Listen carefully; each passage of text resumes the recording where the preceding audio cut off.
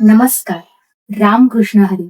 भागवत एकादशीच्या तुम्हा सर्वांना खूप खूप शुभेच्छा. तर या एकादशीचं महत्व म्हणजे भगवान श्री विष्णू निद्र अवस्थेतून बाहेर येऊन या पृथ्वीचा कार्यभार पुन्हा एकदा सांभाळतात.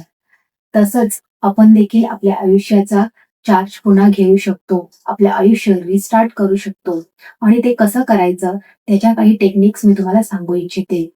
तर मी सौ नेहा प्रशांत भिसे, एक सर्टिफाईड लाईफ कोच आणि आज मी तुम्हाला 2 इंटरेस्टिंग टेक्निक सांगते.